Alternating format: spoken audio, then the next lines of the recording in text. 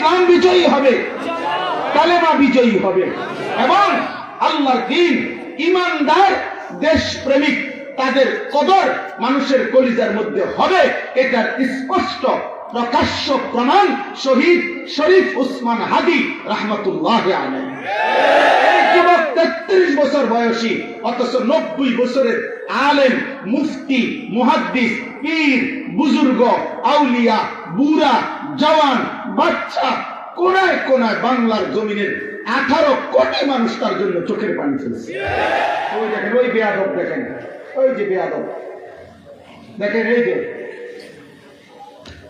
এত ভাবে বলা হচ্ছে, কিন্তু এই যে প্রতিবন্ধী,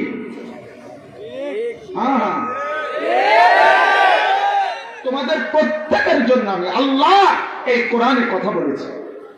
আম্মা যারা আয়েশা বলে, আমি দেখতাম নবীজি প্রচন্ড শীত, ঠান্ডা, কুয়াশার মধ্যেও যদি কোরআন নাজিল হতো, নবীর কপাল মোবারক, চেহারা মোবারক ঘামে ভিজে যাইত। আমার এই কিশোর নওজোয়ান মুসলমানের এই যুব সমাজ আমার কলিজা, আমার দিন রাতের ফিকির, মেহনত, আমার সারা দিনের চিন্তা, মুসলমানের একটা একটা যুবক কিভাবে আল্লাহর দিকে ফিরবে। আল মুলকু ইয়াওমাইযিনিল হাক্কু লির-রাহমান ওয়া কানা ইয়াওমান আলাল কাফিরিনা আসীরা ويوم يعض الظالم على يديه يقول يا ليتني اتخذت مع الرسول سبيلا يا ويلتى ليتني لم أتخذ فلانا خليلا لقد أضلني عن الذكر بعد إذ جاءني وكان الشيطان للإنسان خذولا صدق الله مولانا العظيم وقال نبينا صلى الله عليه وسلم المرء على دين خليله فلينظر أحدكم من يخالل اللهم صل على محمد وعلى آل محمد كما صليت على إبراهيم وعلى آل إبراهيم إنك حميد مجيد اللهم بارك على محمد وعلى آل محمد كما باركت على إبراهيم وعلى آل إبراهيم إنك حميد مجيد سبحانك لا علم لنا إلا ما علمتنا إنك أنت العليم الحكيم الحمد لله আল্লাহ পাক রব্বুল ইজ্জত সুল জালাল ওয়াল ইকরামের ফজল কারাম, রব্বুল আলামিনের অপরিসীম ইহসান, মেহেরবানি, দয়া, আল্লাহ তাআলা আমাদেরকে আজ 18 জানুয়ারি 2026 রোজ রবিবার সুনামগঞ্জ ছাতক গণেশপুর হিলফুল ফুজুল যুব সংঘ এর উদ্যোগে 2 দিন ব্যাপী 19তম বার্ষিক ইসলামী সম্মেলনে আজকের এই দ্বিতীয় দিনের সমাপনী অংশে আল্লাহ তাআলাই আমাদেরকে আসবার বসবার আল্লাহর জন্য জমা হওয়ার তৌফিক দান করেছেন, আলহামদুলিল্লাহ। প্রিয় ভাই নওজোয়ান, প্রত্যেকেই হাতে ধরা যতগুলো মোবাইল আছে, এই মোবাইল হাতে ধরে ভিডিও রেকর্ড করা যাবে না। আমি এটা নিষেধ করলাম। সবার কাছে আমার এটা আদেশ, ছোট বড় প্রত্যেকে কেউ হাতে মোবাইল ধরে ভিডিও রেকর্ড করা যাবে না। আমি সুন্দরভাবে এখন বুঝাই বললাম, এরপরে আমি যারে দেখব তারে সর্বোচ্চ ধমক দেব এবং বাইর করে দেব, চলে যেতে হবে। অতএব দয়া করে এটা যেন আমি বলতে না হয়। আল্লাহর কথা ওলামায়ে কেরামের চেহারার দিকে তাকিয়ে শতভাগ মনোযোগ দিয়ে শুনলে কলিজায় ঢুকে, মানে দিলে ঢুকে। আলহামদুলিল্লাহ, এটা আমাদের ধারাবাহিক একটি মাহফিল। অতএব প্রতি বছর এই নওজোয়ান ছেলেরা অনেক কষ্ট করে সবার ভালোবাসা নিয়ে এই মাহফিলটির আয়োজন হয়। তাহলে এর দ্বারা আমাদের আখিরাতের উপকার হতে হবে। আমাদের হৃদয়ের মধ্যে আল্লাহর ভয়, আখিরাতের ভয়, অন্তরের মধ্যে কিছু অনুভূতি আসতে হবে, নয়তো এই আয়োজনের কোনো সার্থকতা নেই। এবং আলহামদুলিল্লাহ, দীর্ঘদিনের অপেক্ষার পরে আমি ব্যক্তিগতভাবে নিজেও চেষ্টা করেছিলাম আমার প্রবণ শ্রদ্ধেয় শায়েখ আরিফ বিল্লাহ আল্লামা মুফতি মুশতাকুর নবী কাসিম হুজুর যেন এই মাহফিলটাতে আসে। আলহামদুলিল্লাহ, আল্লাহর দয়ায় এই বছর হযরত এসেছে, বলেন আলহামদুলিল্লাহ। এবং প্রতি বছরই এখানে আপনাদের যে দুইটা মাহফিল ঐতিহ্যবাহী হয়ে থাকে, বাংলাদেশের বড় বড় ওলামায়ে কেরাম, বুজুর্গানে দ্বীন এখানে এসে থাকে। আপনারা এটাকে কাজে লাগাই। কোনো আমল, কোনো দিনই কাজ ধারাবাহিক চলতে থাকা, এটা একটা অনেক বড় নিয়াম, ইস্তেকামাত। আমলের উপরে মজবুত থাকা, এটা অনেক বড় নিয়ামত। ইন্নাল্লাযীনা ক্বালু রাব্বুনাল্লাহ সুম্মা ইসতাকামু, আল্লাহ তাআলা বলে, নিশ্চয়ই যারা প্রতিনিয়ত বলে সব কাজে, সব ব্যাপারে, সব সময় যে আমার রব আল্লাহ, মানে আমি আল্লাহর বিধান ছাড়া অন্য কিছু মানি। সুম্মা ইসতাকামু, অতঃপর এই কথার উপরে যে সকল অবস্থায় মজবুত থাকে, অটল থাকে, অবিচল থাকে, আল্লাহ বলেন আমি তার মৃত্যুর আগেই ফেরেশতা পাঠিয়ে তার কাছে জান্নাতের সুসংবাদ পৌঁছিয়ে দেয়।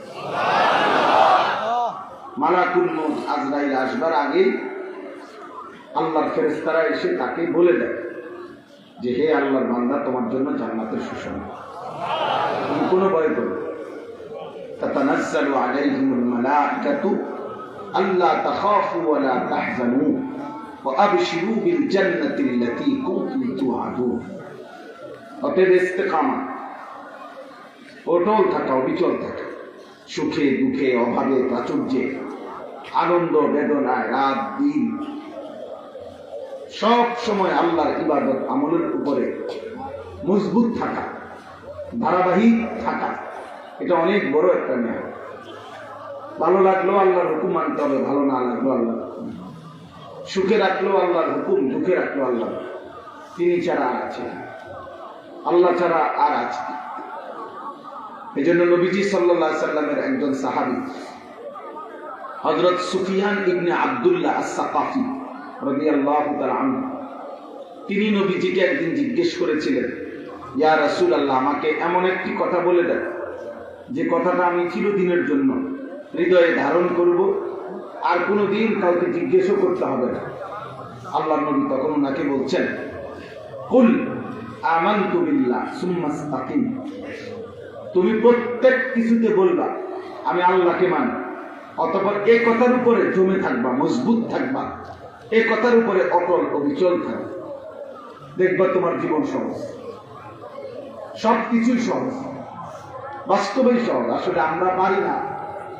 আমরা যদি এই কথার উপরে নিজের জীবন সাজাইতে পারতাম তো সহজ, যে আমি সব ব্যাপারে আল্লাহর ফয়সালাটাই মানি। এটা হালাল বলছে তো হালাল, আল্লাহ এটা হারাম বলছে তো হারাম, আল্লাহ এটা অনুমতি দিয়েছে তো নিলাম, আল্লাহ এটা নিষেধ করেছেন তো ছেড়ে দিলাম, খালাস। আল হালালু বাইয়িন ওয়াল হারামু বাইয়িন। নবীজি সাল্লাল্লাহু আলাইহি সাল্লাম বলছেন, উম্মত, যা হালাল তা আমি স্পষ্ট বলেছি, যা হারাম তাও আমি স্পষ্ট বলেছি। আল্লাহ নবী সাল্লাল্লাহু আলাইহি ওয়াসাল্লাম এটা বলছে। এজন্য কিশোর ভাই, নওজোয়ান ভাই, বয়স্ক বাবা, চাচা, আপনারা এই দিনদার মুত্তাকি মানুষ যারা, প্রত্যেকে আমাদের জীবনের এই সহজ একটা পদ্ধতি যে সব বিষয়ে সর্বাবস্থায় আল্লাহকে মেনে না, ধীরে ধীরে চেষ্টা করলে, মস্ক করলে এটা সম্ভব। এটা সম্ভব। কখনো হোঁচট খায়, কখনো পিছলা খায় মানুষ, কিন্তু মানুষ এরপরে অনেক লম্বা সফর নিরাপদে হাঁটতে পারে।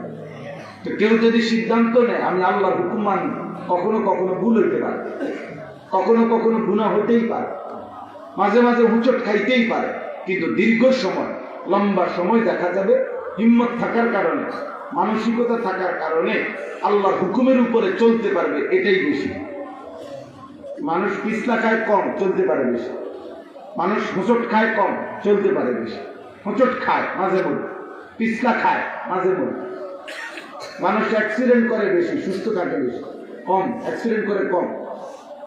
মানুষের পেটে ব্যথা কম, পেট স্বাভাবিক থাকে বেশি। আমাদের মাথা ব্যথা কম, মাথা স্বাভাবিক থাকে বেশি। আমাদের শরীরে ক্লান্তি, অলসতা লাগতেছে, এটা কম। শরীরের মধ্যে কাজের স্বতঃস্ফূর্ততা, এটাই বেশি। তাহলে আল্লাহ তাআলা আমাদের মধ্যে যোগ্যতা দিয়ে রেখেছে। ফিতরাতাল্লাহিল্লাতী ফাতারান নাস আলাইহা। আল্লাহ তাআলা বলছেন মানুষকে আমি আল্লাহ সৃষ্টিগতভাবে আমাকে মানার যোগ্যতা দিয়ে তার শারীরিক গঠন সৃষ্টি করেছি। লা তাবদীলা লিখালকিল্লাহ। আল্লাহ বলছেন এই যোগ্যতাটা আমার সৃষ্টি, আমি কখনো পরিবর্তন করি না। এজন্য 90 বছর পরেও কেউ যদি মনে করে আল্লাহকে ডাকা দরকার, আল্লাহর দিকে ফেরা দরকার, সেজদা দেওয়া দরকার, তখনও যদি কেউ চায় আল্লাহ তাকেও যোগ্যতা দান করেন, তিনি তখনও পারেন। এই জন্য ভাই, বছরের পর বছর, দিনের পর দিন মাহফিল হচ্ছে, চারিদিকে ওয়াজ মাহফিল হইতেছে। আমাদের পরিবর্তন দরকার, আমাদের বদলানো দরকার।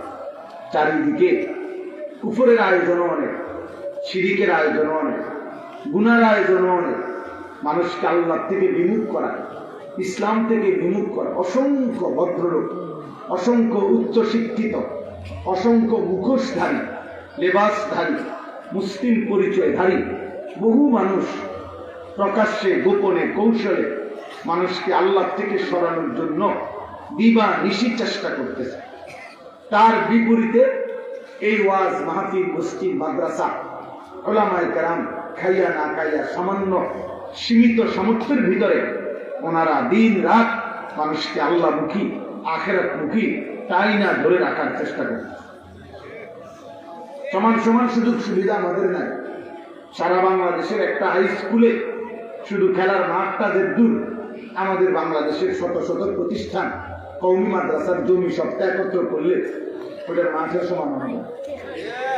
প্রতিনিয়ত সরকারি বরাদ্দ ওনাদের জন্য যে পরিমাণ, আমাদের কওমি মাদ্রাসার উস্তাদ ছাত্র দিনের পর দিন কষ্ট করে অল্প অল্প করেই চলে, সামান্যটুকু দিয়েই চলে, ডাল ভাত দিয়েই চলে, 8-10 হাজার টাকা বেতন দিয়েই চলে, কিন্তু দিনকে আটকায় আছে। মানুষকে আল্লাহর কথা পৌঁছাইতেছে, আল্লাহর কালেমা পৌঁছাইতেছে, দুয়ারে দুয়ারে ইমান আমলের ফেরি করতেছে। একজন ইমাম সাহেব বুঝে, সে ইচ্ছে করলে সিনজি চালাইলে এর থেকে বেশি টাকা কামাইতে পারে, সে বাজারে দোকানদারি করলে এর থেকে বেশি টাকা কামাইতে পারে। এটা বুঝে না কেন? বুঝে, কিন্তু ওই যে মানুষকে আল্লাহর দিকে ফিরাবে, মানুষকে আখিরাতের দিকে ফিরাবে, মানুষকে তার মালিকের সাথে জুড়াবে, মানুষকে তার রবের সন্ধান দেবে কে, এই আশা নিয়ে দুনিয়া কুরবান করে, ত্যাগ করে আখিরাতের আশায় কিছু মানুষ দিবানিশি চেষ্টা। এই জন্য ভাই, বন্ধু, কিশোর, নওজোয়ান, আল্লাহর দিকে ফেরা দরকার, আল্লাহর কথাকে গুরুত্ব দেওয়া দরকার। আল্লাহর কথার চাইতে উত্তম কথা আর কি ভাই? ওমান আসদাকু মিনাল্লাহি কিলা। আল্লাহ বলেন, বলো না বান্দা, আল্লাহর কথার চাইতে অধিক সত্য আর কার কথা? আল্লাহর চাইতে অধিক সত্য আর কার কথা? আল্লাহর কথার চাইতে সুন্দর কথা আর কার কথা? আল্লাহর চাইতে বান্দার প্রতি দরদি আর কে? তবে এই হাদিসিন বাদাহু ইউমিনুন, আল্লাহ তাআলা বলে, বান্দা 23 বছরে আমি একটি পূর্ণাঙ্গ কোরআন নাজিল করলাম, এতগুলো কথা বললাম, আমি আল্লাহ, আমি তোমার সৃষ্টিকর্তা, আমি তোমার পালনকর্তা, আমি তোমার সমস্ত অস্তিত্বের চারিদিকে বিন্দু বিন্দু তোমাকে আমি দিয়েছি, সেই আমি এতগুলো কথা বললাম, এরপরে আমি আর কি বললে, আমি আর কতটুকু বললে তোমরা ঈমান আনতা, আমি আল্লাহর কথা মেনে নিতা? বলো। কোরআনুল কারীমের মধ্যে আছে, ইয়া আইয়ুহাল্লাযীনা আমানু, হে ঈমানদারগণ, এই কথাটা কোরআনে 89 বার আছে, 89 বার, 8 9 89 বার। হে ঈমানদারগণ, হে ঈমানদারগণ, হে ঈমানদার, আকিমুস সালাহ 80 বারের 82 বারের চাইতে বেশি আছে। ইত্তাকুল্লাহ, ইত্তাকুল্লাহ, আল্লাহকে ভয় করো, আল্লাহকে ভয় করো, বারবার আছে, বারবার। একটু পর পরে কোরআন শুরু আছে, ওমান ইয়াত্তাকিল্লাহ লাআল্লাহুম ইয়াত্তাকুন লাআল্লাকুম তাত্তাকুন, ওমান ইয়াত্তাকিল্লাহ ইয়া আইয়ুহান নাবিয়্যু তাকিল্লাহ, আল্লাহকে ভয় করো, আল্লাহকে ভয় করো, আল্লাহকে ভয় করো। আল্লাহ তাআলা বলেন, বান্দা বলো, আমি আর কতবার বললে তুমি আমার কথা মানবে? প্রতিদিন 5 বার 5 ওয়াক্ত নামাজে আজান হয়, তুমি বলো বান্দা, আমি আর কতবার ডাকলে তুমি আমাকে সেজদা দিবে? বলো, আর কতদিন সূর্যের আলো দিলে বান্দা তুমি আমারে সেজদা দিবে? আর কতদিন চাঁদের আলো দিলে তুমি আমাকে সেজদা দিবে? বলো ভাই, তোমরা যারা নামাজ পড়ো না, বলেন বাবা, আপনারা যারা নামাজ পড়েন না, 5 ওয়াক্ত নামাজ পড়েন না, আপনি বলেন না, আপনার ভিতরে যদি মানুষের বিবেক থাকে, আপনি যদি মানুষ হয়ে থাকেন, আপনি যদি জন্তু জানোয়ার না হন, আপনি যদি হাইওয়ান না হন, যদি মানুষের বাচ্চা হন, বলে আল্লাহ আপনাকে আর কতটুকু দিলে আপনি সেজদা দিবেন? বলে, আল্লাহ জানতে চাইছে যে বলো বান্দা, আমি আর কিভাবে বললে তোমরা আমার কথা মানবে? আর কত আলেম ওয়াজ করলে, আর কত হুজুর আসলে? বাংলাদেশের হুজুর তো সব দেখলে। আমি আজকে ছেলেদেরকে বলতেছিলাম যে আমার সাহেবকে আসছে, তো এইবার আমার ছেড়ে দাও। আমার এই একটা মাহফিল ব্যক্তিগতভাবে আমি সিলেটের ব্যক্তিগতভাবে সুনামগঞ্জের এই মাহফিলে সবসময় আসি, তাহলে আর কত আসলে, আর কত বললে, আর কত আলেম চিৎকার করলে তোমরা কিশোর নৌজওয়ান নামাজ পড়বা কখন? বলো। তোমরা যারা বেনামাজি, আমি দাঁড় করাই, আমি এখন চেহারা দেখে দেখে দাঁড় করাই, আমি দেখাই দিই মানুষের সামনে বেনামাজি বেয়াদব কে কে। আমি তো ইনশাআল্লাহ আশা করি পারবো। 1000 লোক দাঁড় করাইলে আশা করি 950 ভুল হবে না, কারণ বেনামাজি এই বেয়াদবকে দেখলেই চিনা যায়, এটা তো বেয়াদব, বেনামাজি এটা বেয়াদব, এটা চুল দেখলেই বোঝা যায় এটা বেয়াদব, এটার চেহারা দেখলেই বোঝা যায় এটা বেয়াদব, এটা চুল দিয়েই বলে দেয় যে আমি মুসলমানকে পছন্দ করি, আমি ইসলামকে ভালোবাসি, আমি নবীকে পছন্দ করি, আমি কোনো মুসলমান দিনদারকে পছন্দ, আমার পছন্দ মোবাইলের কোনো নর্তকী, আমার পছন্দ কোনো ক্রিকেটের খেলোয়াড়, আমার পছন্দ কোনো ফুটবলের খেলোয়াড়, আমার পছন্দ ইবলিস, আমার পছন্দ শয়তান। কোরআন কারীম শুনো আব্বা, আল্লাহ তাআলা স্পষ্ট বলেছেন, শুনাই আমি, শুনো। আল্লাহ তাআলা বলেন, কুতিবা আলাইহি আন্নাহু মান তাওয়াল্লাহু ফাআন্নাহু ইউযিল্লুহু ওয়া ইয়াহদিহি ইলা আযাবিস সাঈদ। আল্লাহ বলেন কুতিবা, আমি আল্লাহ লিখে দিলাম, আমি আল্লাহ সিদ্ধান্ত লিখে দিলাম যে হে আমার বান্দারা, তোমরা যারা যারা শয়তানকে, ইবলিসকে, ইবলিসের অনুসারীদেরকে বন্ধু বানাবে, সে নিশ্চিত তোমাদেরকে পথভ্রষ্ট করবে এবং জাহান্নামের পথেই নিয়ে যাবে। আল্লাহ বলেন এটা আমি লিখে দিলাম, লিখে দিলাম। কুতিবা আলাইহি, আমি আল্লাহ লিখে দিলাম। আল্লাহকে ছেড়ে দিলে সব পথ শয়তানের পথ, আল্লাহর হুকুম না মানলে শয়তানের পথ। এই জন্য আল্লাহ কোরআনে বলছেন শয়তান মানুষকে 24 ঘন্টা গুনাহের জন্য প্ররোচিত করে, অসওয়াসা দেয়, অসওয়াসা কর কর, মিথ্যা বল, চুরি কর, জিনা কর, বেবিচার কর, উলঙ্গ ছবি দেখ, নর্তকী দেখ, নাটক দেখো, সিনেমা দেখো, চুল বেইমানের মতো বানাও, সুদ খাও, ঘুষ নাও, কিস্তি নাও, লোন নাও, ওজনে কম দাও, ঠকাও, খুন করো, রাহাজানি করো, জিনা করো, বেবিচার করো, নারী দেখো, নাটক দেখো, অশ্লীল ছবি দেখো, জিনার সুযোগ পাইলে বেবিচার করো, না পাইলে নিজের হাত নাপাক ব্যবহার করো, গুনাহ করো, পাপ করো। সারাক্ষণ শয়তান বলতে থাকে মদ খাও, জুয়া খেলো, খুন করো, রাহাজানি করো। এরপরে শুনো আব্বা, কোরআনুল কারীমে আল্লাহ তাআলা বলেন এভাবে বলতে থাকে শয়তান, কিন্তু যখনই বলতে বলতে বলতে বলতে আমি দেখাই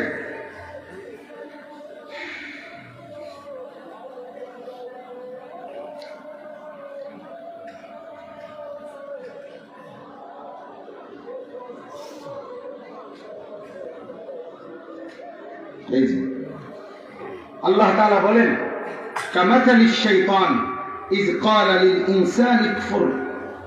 আল্লাহ তাআলা বলেন নাফরমান পাপী যখন পাপ করে তখন কিভাবে শয়তান তাকে পাপটা করায়।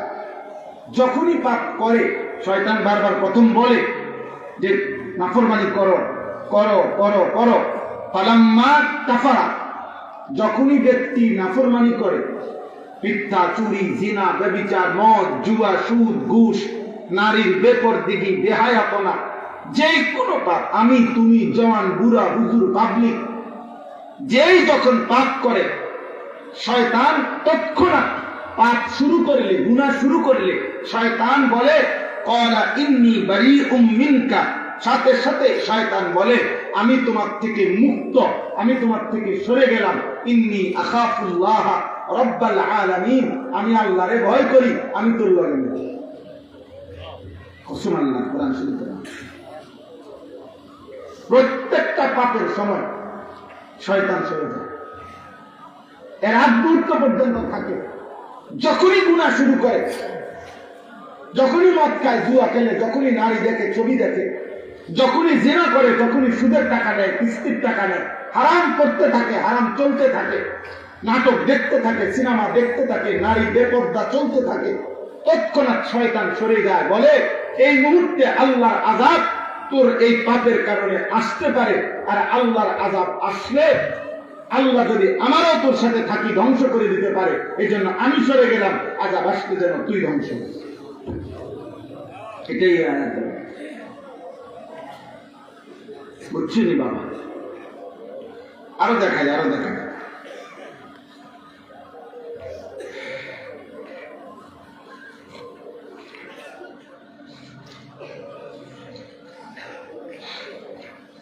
এই যে দেখেন, এখানে আছে সূরা আনফাল, বদরের যুদ্ধের দিন, যেদিন মক্কার কাফেররা 1000 মক্কার কাফেররা বদরের প্রান্তরে আসছে, মুসলমান মাত্র 313 জন। কতজন? এই 313 জন মুসলমানের বিরুদ্ধে 1000 অস্ত্র শস্ত্রে সজ্জিত কাফের মক্কা। মুসলমানদের কাছে ছিল 8টা ঘোড়া, 2টা তরবারি, না 8টা তরবারি, 2টা ঘোড়া, আর কিছু নেই। তো এখানে লিখছে কোরআন শরীফে সূরা আনফালের মধ্যে আছে, ইবলিস শয়তান একটা বৃদ্ধ মানুষের আকৃতি ধারণ করে এই কাফেরদের কাছে আসছে।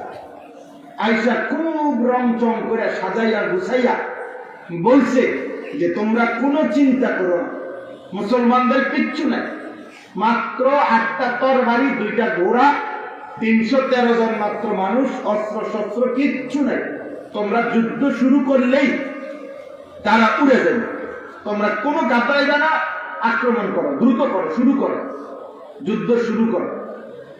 ঠিক যখনই যুদ্ধ শুরু হয়েছে আর সাহাবায়ে কেরাম যখন তীব্র গতিতে আক্রমণ শুরু করছে, আর আসমান থেকে আল্লাহর সাহায্য ফেরেশতা নামতে শুরু করছে। ইবলিস দুই চোখে তখন ফেরেশতাদেরকে দেখতেছিল। তৎক্ষণাৎ সে প্রথমে বলছিল আমি তোমাদের সাথে আছি, যখনই যুদ্ধের তীব্র শুরু হয়েছে ফেরেশতা নামতেছে, তৎক্ষণাৎ এই বেঈমান তাদের থেকে সরে গেছে, সরে গিয়ে দূরের থেকে বলতেছে, এই যে দেখেন, ওয়াইজ যায়্যানা লাহুমুশ শাইতানু আ'মালাহুম, আল্লাহ বলে যখন শয়তান ওই কাফেরদের সামনে তাদের পাপ সীমালঙ্ঘনটাকে সাজায়া দিল যে কোনো টেনশন নাই, ওয়াকালা লা গালিবা লাকুমুল ইয়াওমা মিনান নাস, আর বলল আজকে কোনো মানুষ তোমাদের উপরে বিজয় লাভ করবে এমন নাই, তোমরাই জিতবা। ওয়া ইন্নী জারুল লাকুম, আমি তোমাদের সঙ্গেই আছি, টেনশন করবা না। ফালাম্মা তারাআতিল ফিআতান, অতঃপর যখন উভয় দল মুখোমুখি যুদ্ধ লাগলো, যখন মুখোমুখি দেখলো সে যুদ্ধ চলতেছে, নাকাসা আলা আকিবাইহি, সে তখন পিছনে সরে গেল। ওয়া ক্বালা ইন্নী বারীউম মিনকুম, আর বলল আমি তোমাদের থেকে মুক্ত। ইন্নী আরা মা লা তারাউনা, তোমরা দেখো না আমি দেখি। আসমান থেকে ফেরেশতা নামতেছে। ইন্নী আখাফুল্লাহ, আমি আল্লাহরে ভয় করি। ওয়াল্লাহু শাদীদুল ইকাব, আল্লাহ বড় কঠিন শাস্তি দেন। হে আমরা কথা তারা লাগাই না, একটু বড় বেঈমান। এই জন্য দুস্থ মনে রাখ বাবা, এই পৃথিবীর কোন পাপী বন্ধু যে যার কারণে গুনাহ করছ, মোবাইলকে সঙ্গী বানাইয়া, নারীকে সঙ্গী বানিয়ে, সহপাঠী, সমবয়সী, সহকর্মী, সহযোদ্ধা, যে যাকে সঙ্গী বানিয়ে, যার সঙ্গ নিয়ে, যার সংস্পর্শে, যার সান্নিধ্যে যেই ব্যক্তি বস্তুর ছোঁয়া নিয়ে মানুষ গুনাহ করছে, আল্লাহর কসম কিয়ামতের দিন প্রত্যেকটা পাপী নাফরমান ওই হাসরের ময়দানের ভয়ানক আযাব দেখে নিজের আঙ্গুল দাঁত দিয়ে কামড়াইবে আর আফসোস করে বলবে, আহা আমি যদি তাকে বন্ধু না বানাইতাম, আমি যদি তাকে বন্ধু না বানাইতাম, আমি যদি তাকে বন্ধু না বানাইতাম। এই কথাটাই এখানে, এই আমি যে আয়াত করছি সেদিন আফসোস করব, আফসোস করব। এই আয়াতের মূল বক্তব্য এটা, অসৎ সঙ্গ ত্যাগ করা। যে জিনিস আমাকে গুনাহ করে, হোক সেটা মোবাইল, হোক সেটা ব্যক্তি। মোবাইলেরও তো সবকিছু ব্যক্তি নিয়ন্ত্রণ করে। মোবাইলের যা কিছু আসে যায় তা তো ব্যক্তির হাত থেকে আসে। সেদিন আফসোস করি, ইয়া ওয়াইলাতা লাইতানি লাম আত্তাখিজ ফুলানান খালিলা, হায় আমার মন্দ কপাল, আমি যদি অমুককে বন্ধু না বানাই। নিজের আঙ্গুলগুলো কামড়াইয়া ছিঁড়ে ফেলতে চাই। আফসোসে আফসোস, আফসোসে আফসোস। এই জন্য অসৎ সঙ্গ, যার কারণে গুনাহ হয়, যে পরিবেশে গেলে, যে মানুষের সাথে বসলে, যে জিনিস ব্যবহার করলে গুনাহ হয়, পাপ হয়, আল্লাহর নাফরমানি হয়, একজন ঈমানদার আখিরাত যে জানে, জাহান্নাম থেকে যে বাঁচতে চায়, বিশ্বাস করেন বাবা, দাদা, চাচা, মা, বোন, কিশোর, যুবক, হুজুর, পাবলিক, আমি, তুমি সকলে ওই পরিবেশ, ওই ব্যক্তি, ওই বস্তু, ওই উপকরণ থেকে নিজেকে সরায়া ফেলা তৎক্ষণাৎ, এটা ইমানের দাবি, এটা আল্লাহর হুকুম, আল্লাহর হুকুম। তুমি কল্পনা করো ভাই, তুমি কেমনে, আমার একটা ছেলে বলো বাবা, তোমরা বেঈমানদের মতো চুল রেখে ইমানদারের মতো নামাজ কেমনে পড়বে? তোমরা শরীরটা নাপাক রেখে পেশাব পায়খানা করে ঠিক মতো ঢিলা কুলুক পানি ব্যবহার করো না, তো তুমি তো নাপাক। তো নাপাক মানুষের অন্তরে 100 বছরেও তো কোনোদিন নামাজের কথা মনে আসবে না। তুমি তো নাপাক। বিড়ির দুর্গন্ধ তাদের মুখে, বিড়িখোর মানুষ যেগুলা, তারা বিড়ি খান, এই দুর্গন্ধওয়ালা মানুষ, আপনার কাছে তো কোনো আল্লাহর পবিত্র ফেরেশতা আসে না,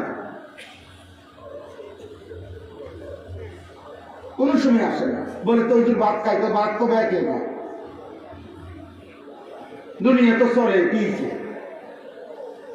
দুনিয়া তো চলে পিছে। বলে নামাজও তো করে, নামাজও তো এই ডকেরে করেন, যে ডকের কারণে বিড়ি ছাড়তেন না, নামাজের দশা তো বুঝাই যায় আমি নামাজ কি দরকার। আপনি কি নামাজ পড়েন এটা তো বুঝাই যায়, আপনি নামাজও তো এই ডকের বোঝা যায়। আমরা যদি চেক করি তাহলে দেখা যাবো আত্মাহিয়াতু হয় না, দুরূদ শরীফও হয় না, দোয়ায়ে কুনুতও হয় না, চারটা সূরাও ঠিক মতো শুদ্ধ হয় না, রুকুর তাসবিহ, সেজদার তাসবিহ এগুলো শুদ্ধ হয় না। এই অশুদ্ধ অপূর্ণাঙ্গ ভুলে ভরা এই নামাজ পড়ার কারণে বিড়িও ছাড়তে পারেন না, গালিও ছাড়তে পারেন না, টেলিভিশনের নাচ গান দেখাও ছাড়তে পারেন না, বুড়া হয়ে গেছেন, বাঁকা হয়ে গেছেন, এখনো কিস্তি ছাড়তে পারেন না। আখেরাত, আখেরাতে কি হবে? আখেরাতে কি হবে? পরকালে কি হবে? এই জন্য এই কথা আল্লাহ তাআলা এখানে মনে করাইছেন। অসৎ, আজকে আমি এইটা বলেই আমার বক্তব্য শেষ করব। অসৎ সঙ্গ ছাড়তে হবে, আল্লাহর দিকে ফিরেন, ওলামায়ে কেরামের সঙ্গী হন, আল্লাহর প্রিয় বান্দাদের সঙ্গী হন। ছেলেরা বাবা মোবাইলের আসক্তি ফকির বানানো। ওই দেখেন, ওই বেয়াদব দেখেন, ওই যে বেয়াদব দেখেন, এই যে এত ভাবে বলা হচ্ছে, কিন্তু ওই যে প্রতিবন্ধী,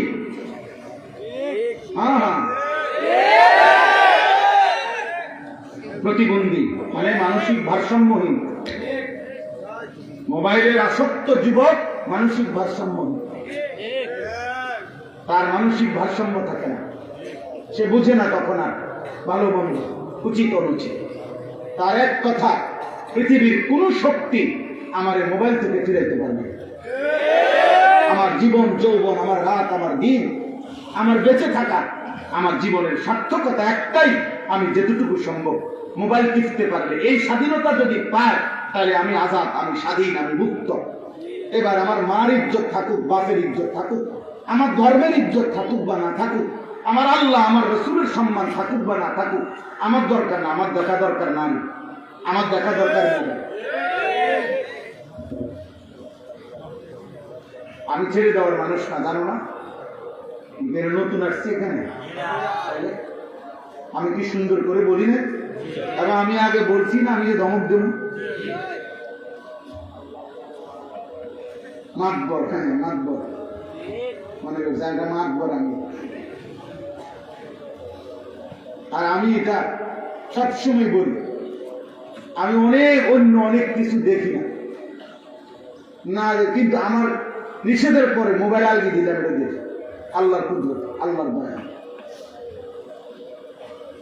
চালাকি করো না, ব্যাগ ধরো না, তুমি উঠে চলে যাও, কোন অসুবিধা নেই। আমি কি ইলেকশন ভোটে দাঁড়াইছি যে ব্যাপক জনসমর্থন আমার দরকার? তো তাহলে আমি আমার অসুবিধা, আল্লাহর কথা একজনকে বললেও সওয়াব হয়। আমার নিয়ে কি দরকার? আমার তো সওয়াবে না দরকার, আর সওয়াবের জন্য একজনকে বললে সমস্যা আছে কোনো? আমি একজনকে বলবো, অসুবিধা কি? আল্লাহর কথা বলার জন্য সুনামগঞ্জ আসা জরুরি। আমি কুমিল্লা লোক নাই, কথা বলে না, আমি অনেক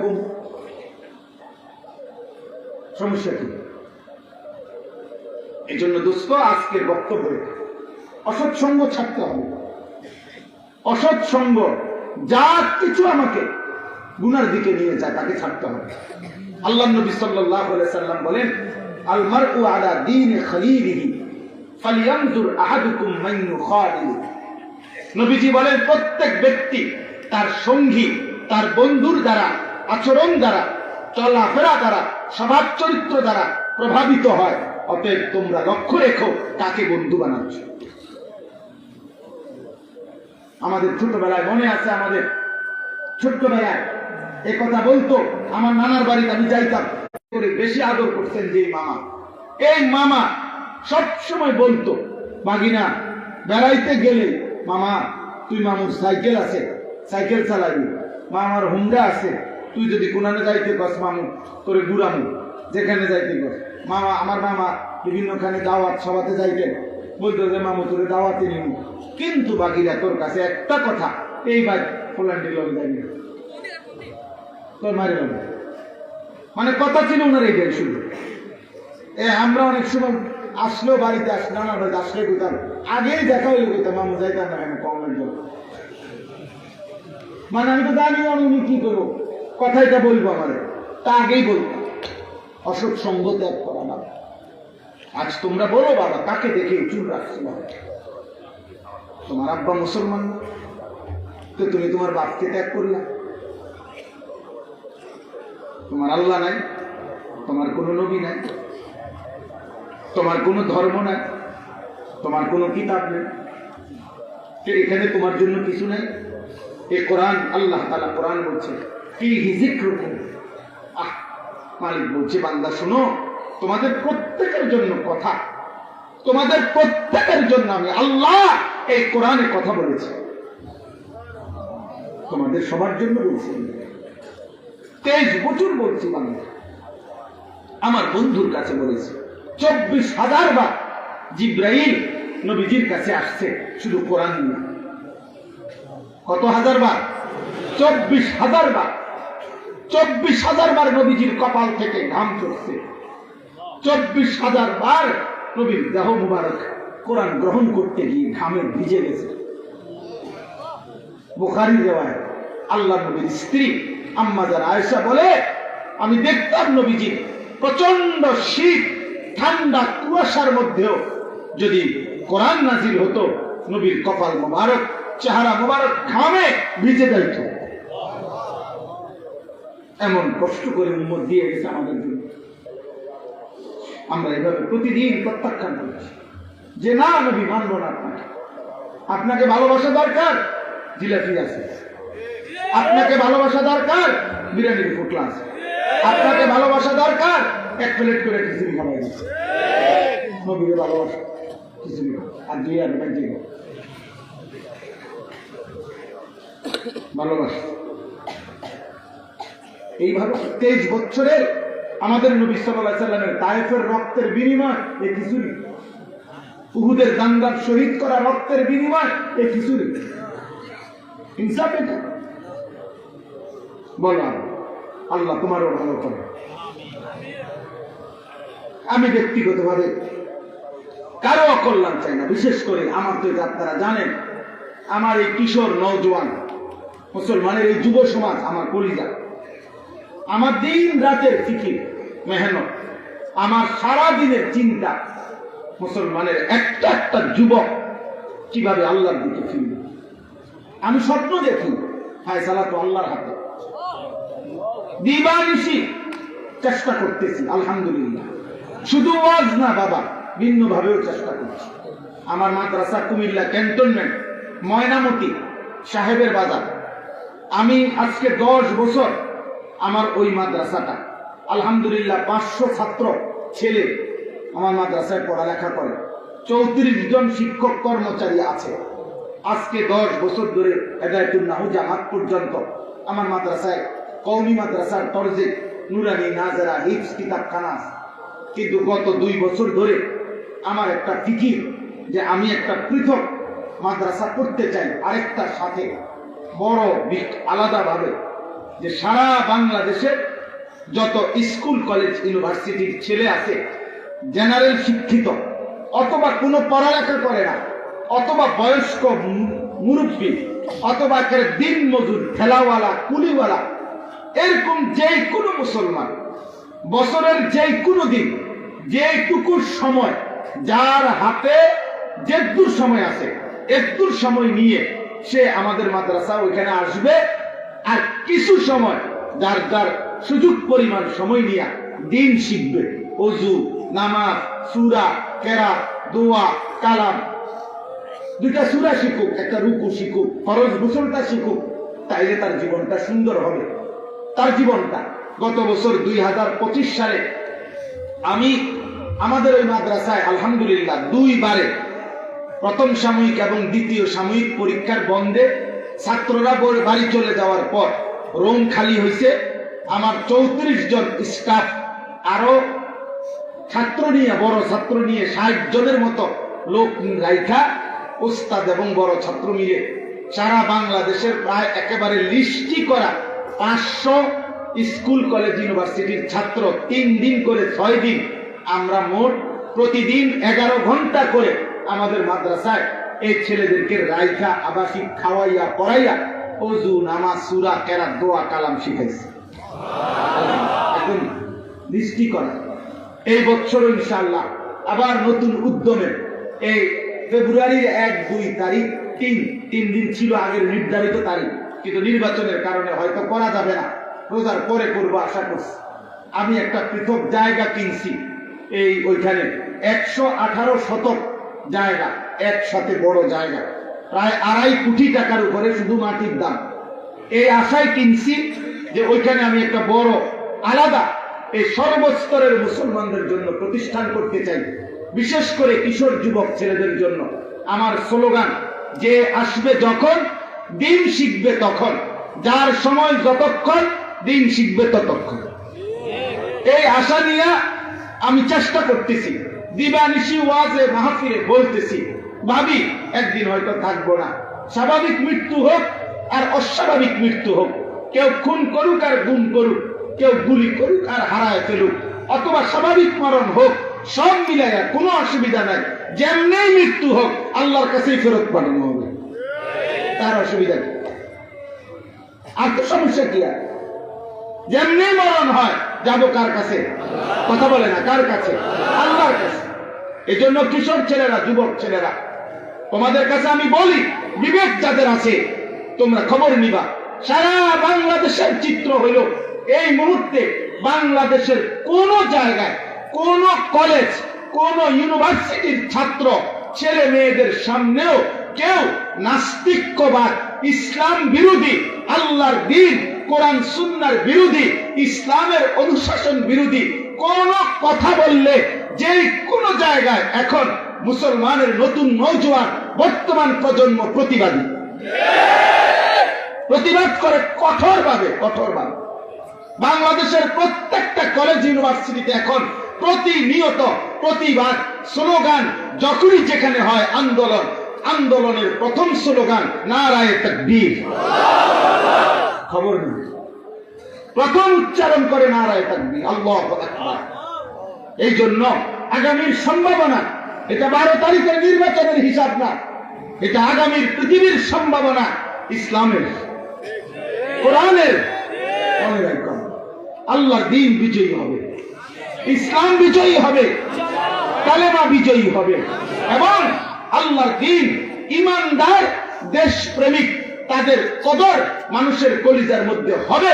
এটার স্পষ্ট প্রকাশ্য প্রমাণ শহীদ শরীফ উসমান হাদি রাহমাতুল্লাহ আলাইহি। এই যুবক 33 বছর বয়সী, অথচ 90 বছরের আলেম, মুফতি, মুহাদ্দিস, পীর, বুজুর্গ, আউলিয়া, বুড়া, জওয়ান, বাচ্চা, কোনায় কোনায় বাংলার জমিনের 18 কোটি মানুষ তার জন্য চোখের পানি ফেলছে। এটা শুধু রাজনীতি, এটা শুধু বক্তৃতা মনে করছো?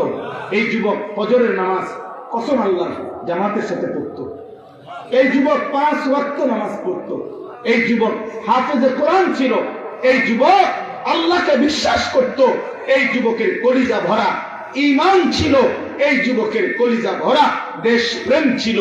ঈমান এবং দেশপ্রেম একসাথে হওয়াতে আল্লাহ বলে, যা তুই চেয়েছিলি একটি সংসদীয় আসন, আমি তোকে দিলাম গোটা মাতৃভূমি। হ্যাঁ, আল্লাহ যেন বলছে, হাদি তুই রক্ত দে, তোর খুন আমাকে দে, বিনিময়ে তোর পবিত্র রক্ত আমি নিয়ে আগামী দিনে আমি ইমানদার কোটি যুবক তৈরি করে ইমানের বিজয় করায় দেব। এই জন্য চরিত্রহীন ছেলেরা বাবা